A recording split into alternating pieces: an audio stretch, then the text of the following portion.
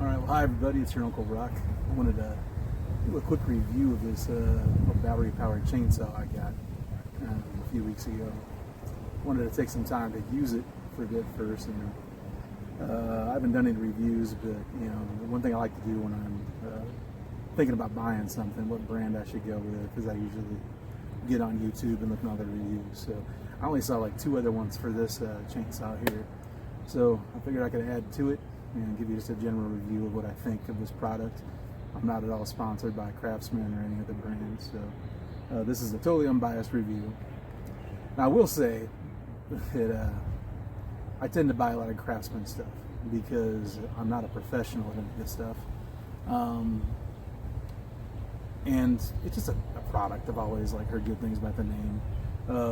When I was younger, my dad bought a lot of Craftsman tools, and I understand that back then they had a lifetime warranty for everything, and they've got away from that warranty, and their quality isn't quite what it used to be. But I was in Lowe's one time and I got a good deal on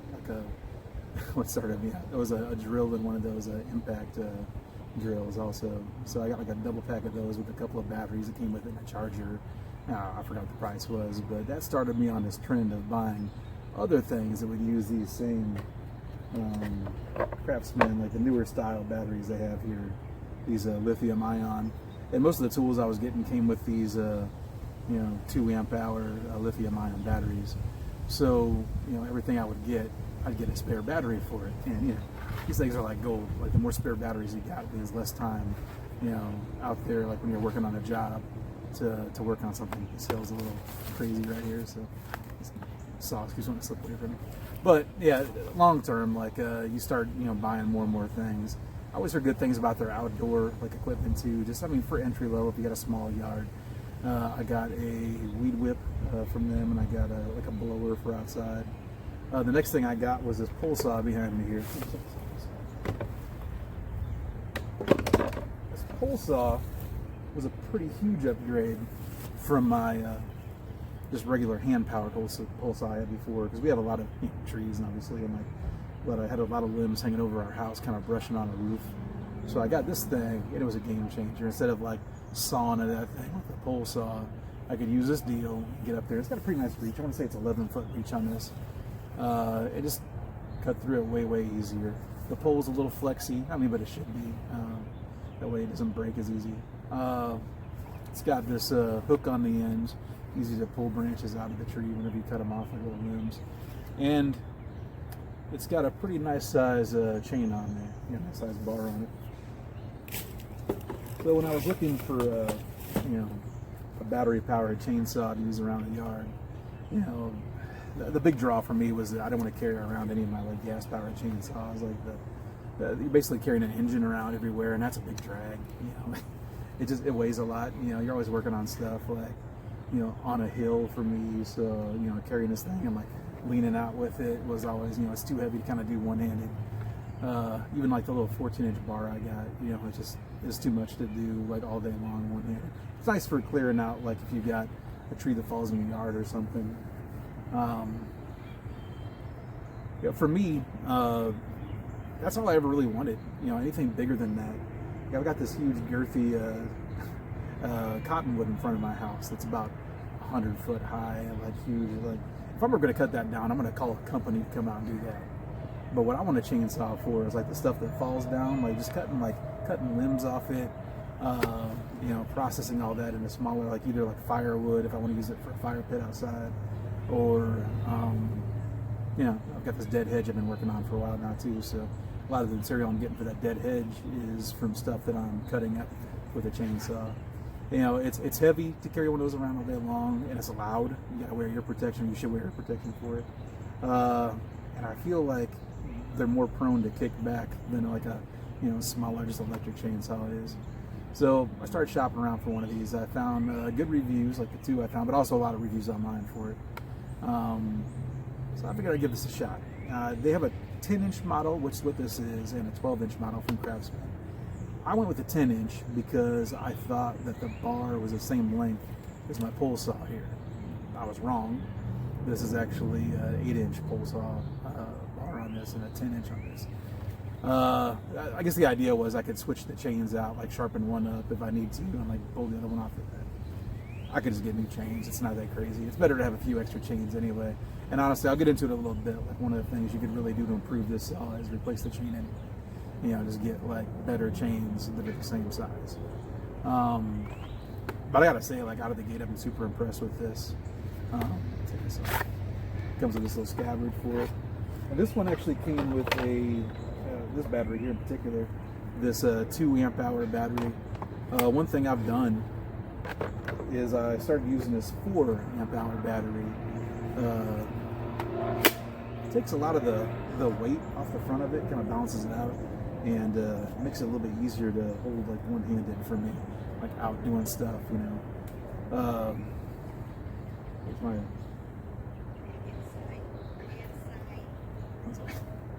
Jody's letting the dog out. So it's a little bit easier to like, you know, use one-handed. You know, it's got a little safety here. You press the thumb in before you pull the trigger. So there's a thumb and a trigger.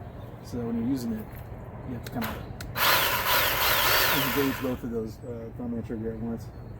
You out of here, baby? I'll see you later. I'm up the hill just being weird. Love you. Have fun. All right, bye, baby. All right. I'll be safe. I'm just up here wielding a chainsaw. Don't mind me. No, this thing works pretty good, actually. Like, all things considered, I thought it would be really underpowered. I thought it would be,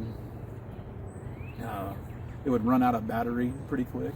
I used it the other day for, man, it must have been like 3 hours out here. Actually, the last video I filmed, I was out here cutting up all these trees up the hill, moving this bench up here. I had this thing going the whole time, just with this one 4 amp hour battery, and it never ran out of juice. It didn't even like lose any steam. And the cutting power was actually way better than I had anticipated from getting it. I really thought that I'd only be able to handle branches that were about, you know, 3 or 4 inches across, but like way bigger logs even, it's getting through those with plenty of juice. It doesn't weigh a lot, so the one nice thing about like a gas powered chainsaw versus a battery powered chainsaw is that the actual weight of the chainsaw itself is pulling down into the wood like while you're sawing, so you don't have to push down as much because the weight of the saw is kind of doing all the work for you, and you know the sharpness of the teeth, that's important also.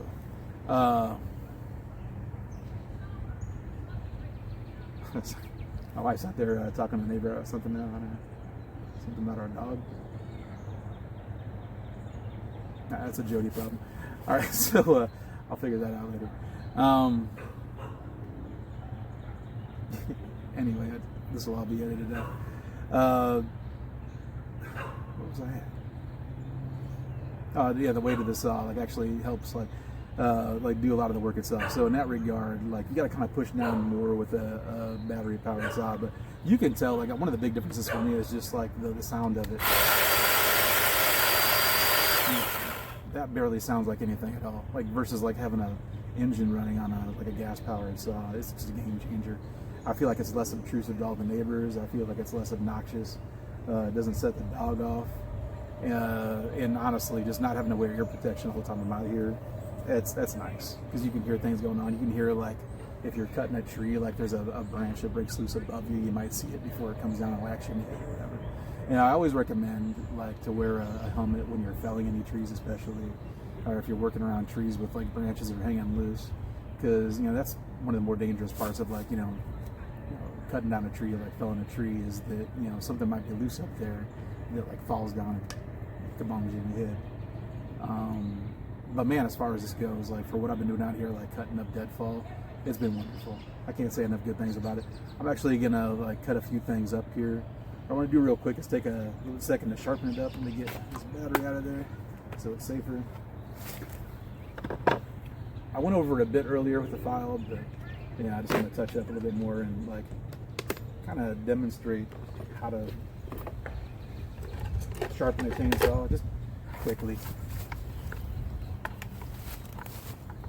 The easiest thing to do is like have it facing, you know, one way and then going to the other side. So if you have like a, I don't know, like a C-clamp, you can put some like soft like you know jaws in so that it's not like pinching on the blade too much. And as long as you have enough room that you could like, or clearance that you can like turn the blade itself while you're doing that, the chain itself while you're doing that. It's easier to do. But let's look at this a little closer here.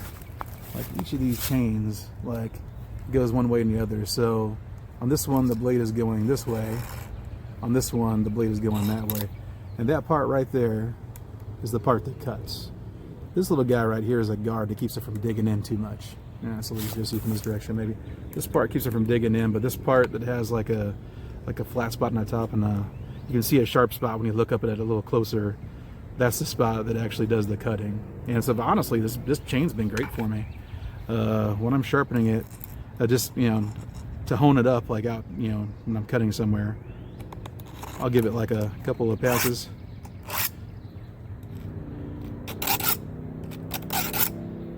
And just kind of lay it like how you see the bevel is on the cut. On chainsaws, a lot of times, like, just your file will fit in there the right way when you get the right size file, obviously, for it. And you can sharpen it. I've got a lot of friends that'll keep track of it by, like, you know, making a mark on one of them so you know that's the one you start with. I've also heard that the best way to do it is like to actually push forward, which I'm doing wrong, just showing you guys here. This one I'm pushing forward on it. So because the blades are going different directions, just kind of hit it from different angles here. Wait, did that wrong.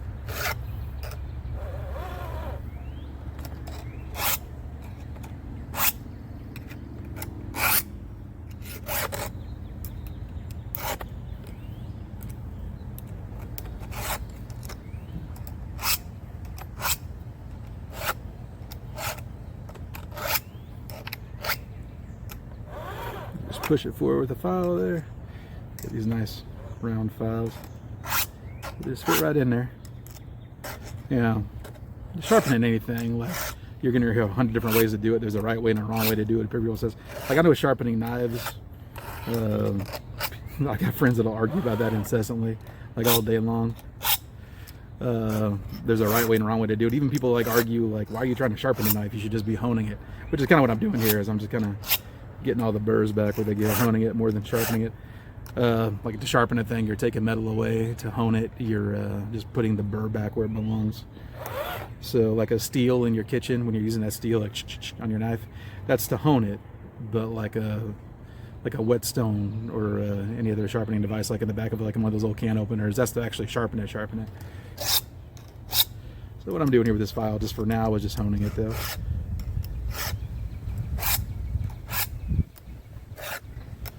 Otherwise, it'd take a lot more than 2 passes with it. Like, it's just kind of a token effort to kind of show you where the file goes, like where it sits. I used it all day the other day, and I touched it up earlier. But as a habit, you should get in the habit of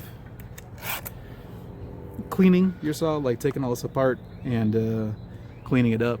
Because a lot of, I guess, the wood chips will get in there, sawdust will get kind of caught up underneath this guard here.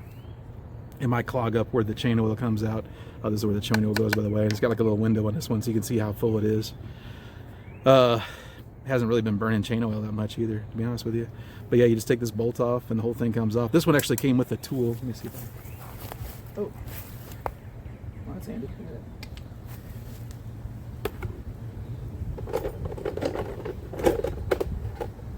This one came with this little tool right here, so you can use this to like take off that cover, or one of the other really handy things to show you on this tool like has a flat spot that fits right in to the chain tensioner, and that if you go I want to say clockwise, it pulls the bar kind of this way. If you go counterclockwise, it pulls the bar more that way, which you can see like there's a slot there, it goes in and out like on this bolt. And you want it to be, loose enough that you can turn it relatively easy. If it's too tight, you can't turn it at all.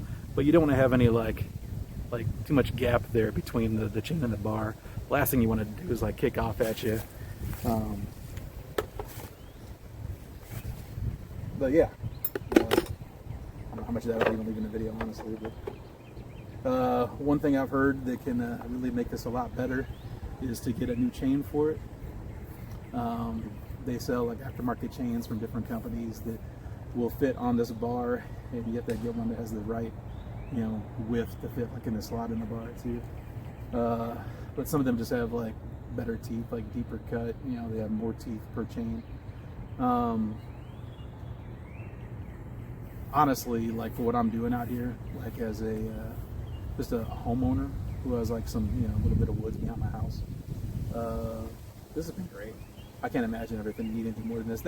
This isn't the nicest chainsaw on the market. This isn't one of the ones that a pro would use. But like I said, for me, it's been great. I want to say it cost around $130.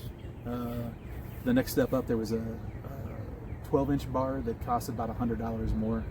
That extra 2 inches didn't seem worth an extra $100. And like I said, I was hoping that this bar was the same size chain as this one.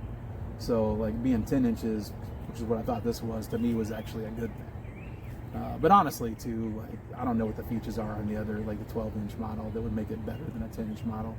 I'm not trying to cut through anything bigger than 10 inches anyway, like for the most part. If I do, I've got like a gas powered chainsaw. Like if I'm gonna fell any of these like smaller trees up here, I'll use the gas powered chainsaw for that. I'm not gonna be out here using this for it.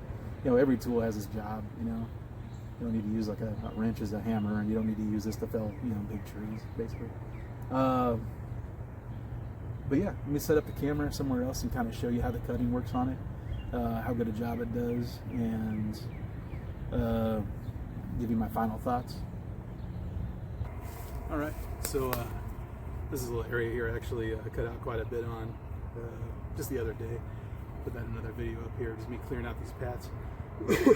I set this up real quick. It's a good representation of like the size, like little logs, branches that I'm cutting up out here in the woods, and just to give you a general idea of like how well the saw does.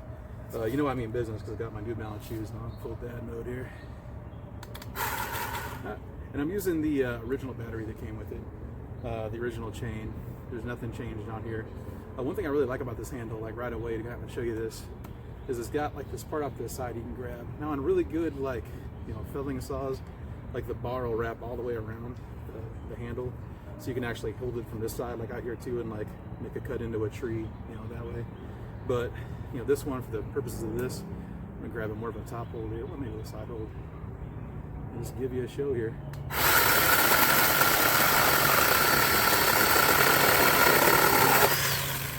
And just like that, I guess that'd be about a 4-inch log there that I'm just cut through, and it took I don't even know, I'm gonna say just like 2.5, 3 seconds to get through it. Like I said, keeping the chain sharp is one of the biggest things, but there's plenty of power in this little motor to get through the stuff that's gonna fall in your yard. That was one of my big takeaways from it right away. I was really impressed. I thought it would take about 3 times as long to get through one of these trees as this did. Let's show you a couple more cuts here.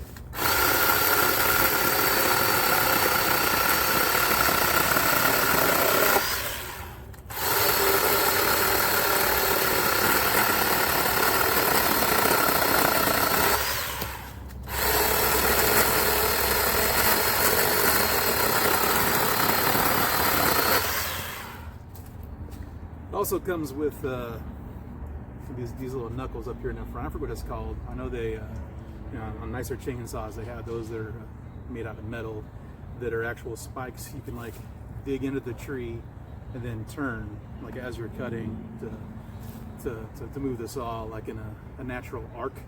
It's a little bit easier to aim like when you're cutting a wedge into a tree. If you're starting to kind of arc down into it, I'm talking over this off. You starting to kind of arc into it, and then you can put that in place. Do the same thing.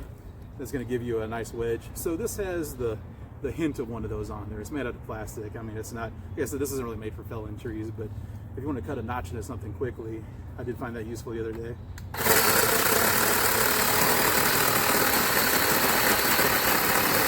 That's it.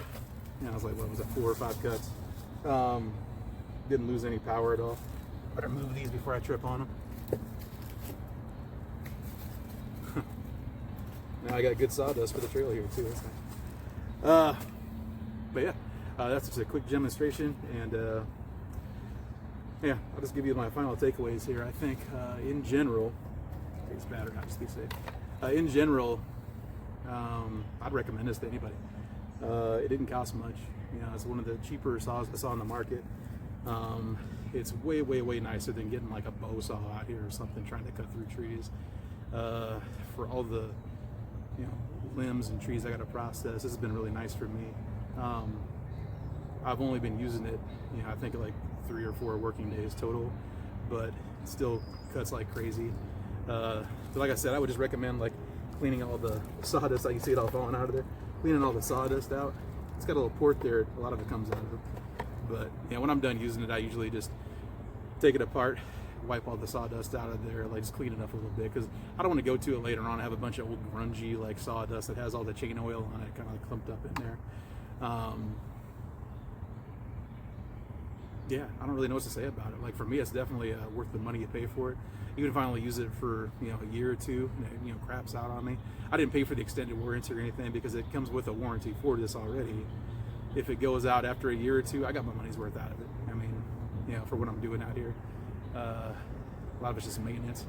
You can actually see, I don't know if you can see it on the camera here, but like on a tree here, there's a huge like vine. That's all just a huge vine. It's almost like a third the size of the tree that's supporting it right now. So a lot of what I'm doing up here, like with this, is just, you know, going through and cutting these vines out and breaking them loose, and, you know, giving it like a nice long space so like there's no like, they said like a lot of times in the same sense. So yeah, there's no like reconnecting or growing back together. Or, I don't know. The vines don't exactly do that. But I know if you just cut a straight line, sometimes that won't be enough and it'll heal, and, you know, it'll keep doing its job, killing your tree. Man, I'm rambling now. So yeah, that's all I got to say about this. Good saw, bye.